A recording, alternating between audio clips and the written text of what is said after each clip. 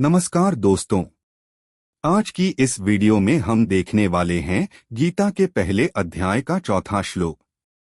पिछली वीडियो में हमने तीसरा श्लोक समझा था, जहां दुर्योधन पांडवों की सेना को देखकर आचार्य द्रोण के पास जाता है। आज हम जानेंगे वह द्रोणाचार्य से क्या कहता है, और उससे भी महत्वपूर्ण, यह श्लोक हमारे जीवन में कैसे लागू होता है। तो चलिए शुरू करते हैं। गीता के पहले अध्याय का चौथा श्लोक।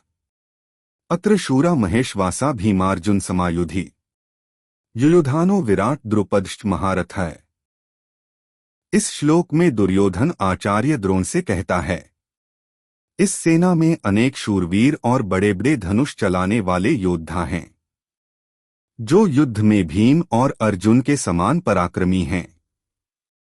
इनमें युयुधान यानी सात्यकी, विराट और द्रुपद जैसे महारथी भी उपस्थित हैं।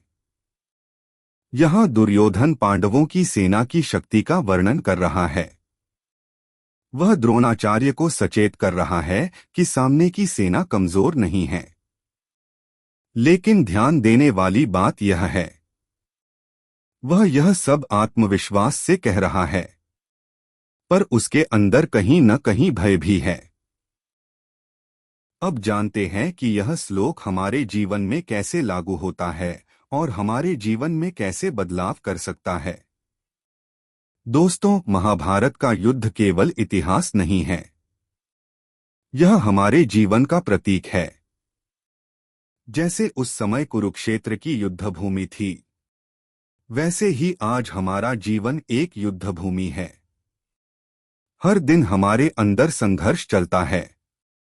आलस्य बनाम परिश्रम, भय बनाम साहस, क्रोध बनाम धैर्य, बुरे संस्कार बनाम अच्छे संस्कार। और यह संघर्ष छोटा नहीं होता, यह भी महारथियों जैसा शक्तिशाली होता है। जब दुर्योधन कहता है कि सामने भीम और अर्जुन जैसे योद्धा हैं, तो उसका अर्थ यह है कि समस्याएं छोटी नहीं हैं। आज हमारे जीवन में भी आर्थिक समस्या, करियर की चिंता, परिवार का दबाव, भविष्य की अनिश्चितता, मन की अशांति, ये सब हमें बहुत बड़ी लगती हैं। मानो हमारे सामने कोई महारथी खड़ा हो। कई बार हम सोचते हैं, मैं यह कैसे जीत पाऊंगा। और ठीक उसी तरह दुर्योधन भी अंदर से थोड़ा भयभीत था। दुर्योधन बाहर से आत्मविश्वास दिखा रहा था, लेकिन अंदर से असुरक्षित था।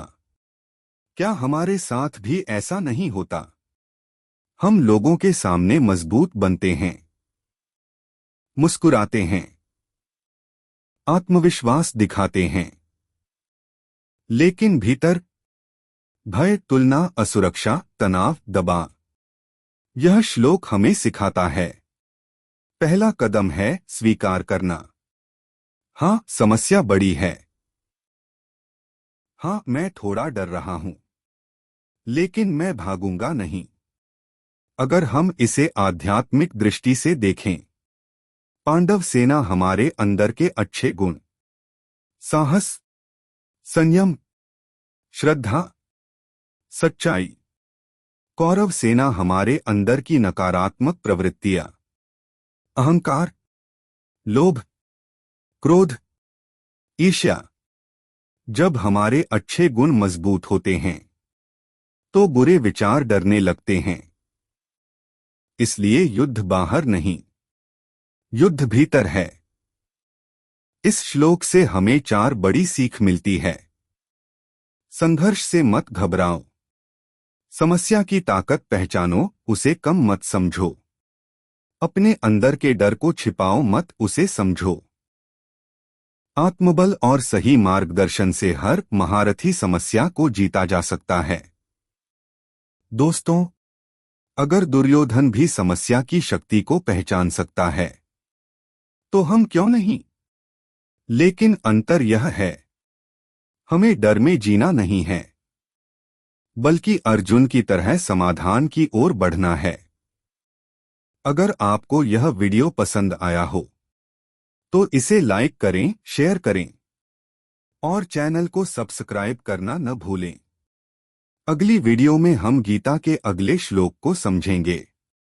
तब तक याद रखिए, आपका जीवन भी एक कुरुक्षेत्र है और आप ही उसके अर्जुन हैं। धन्यवाद।